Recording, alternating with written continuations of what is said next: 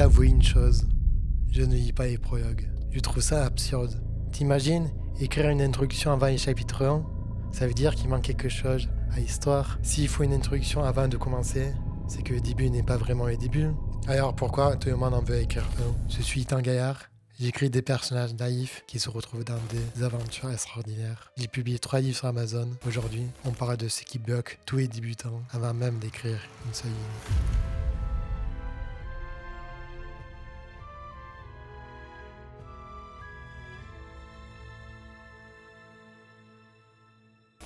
Quand tu commences à écrire ta première histoire, tu es euphorique. Tu penses à tes personnages.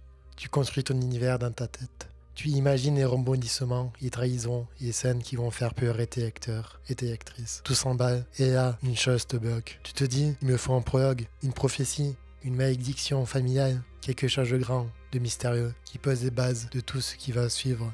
Parce que t'as vu ça dans tes romans préférés, parce que Tolkien le faisait, parce que Game of Thrones commence comme ça, alors tu arrêtes tout. Tu as tes personnages, ton intrigue, ton néant. Et là, tu passes des heures à écrire une prophétie que toi-même tu ne comprends pas encore vraiment. Et c'est là que tout déraille. Un prologue, c'est quoi exactement? C'est une scène qui existe avant le chapitre 1, avant que l'histoire commence vraiment. Une introduction à ton monde, à tes personnages, à ton intrigue. Et là, tu vas me dire, mais Tolkien en avait un, Game of Thrones aussi? Oui, sauf que Tolkien, dans le Seigneur des Anneaux, c'est pas vraiment un prologue. C'est une note d'auteur sur le monde des hobbits. Tu peux complètement l'ignorer. L'histoire marche très bien sans. Et le prélude de George R.R. Martin, dans Game of Thrones, il introduit la magie. Il y a menace des marcheurs blancs. Sauf que cette magie, elle n'apparaît vraiment que dans 300 pages plus loin.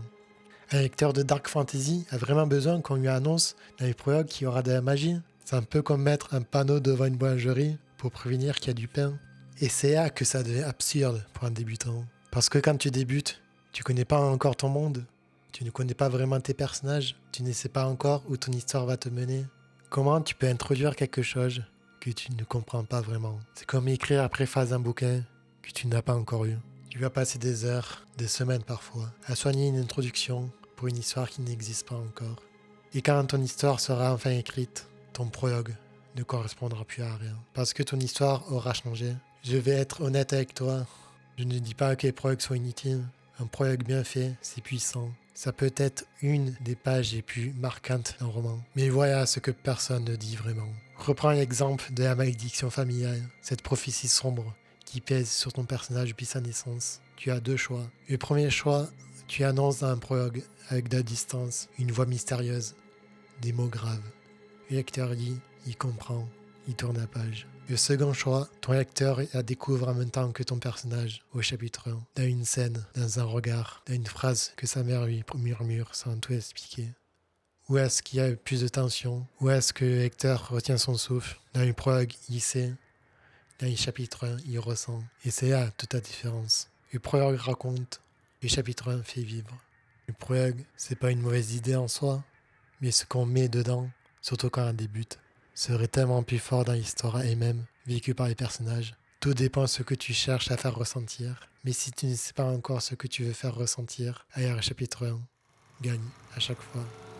Peut-être que tu n'as pas encore écrit une seule ligne. Peut-être que ton histoire est juste encore là, juste dans ta tête. C'est très bien, c'est exactement là qu'il faut commencer. Pas par un prologue. Quand tu débutes, tu as tellement de choses à découvrir. Tes personnages que tu connais pas encore vraiment. Ton univers qui commence à peine. Ton histoire qui cherche sa direction. Alors, est-ce que ça vaut vraiment le coup de se prendre la tête avec un prologue? Je ne pense pas. Pas quand tu débutes. Explore ton univers, apprends à connaître tes personnages, écris ton chapitre 1, écris ton chapitre 2, avance. Les prologues, si tu en as vraiment besoin, tu les verras apparaître naturellement. À un moment dans l'écriture, tu vas te dire « Ah, il manque quelque chose avant le début. » Et là, tu sauras exactement quoi écrire et pourquoi.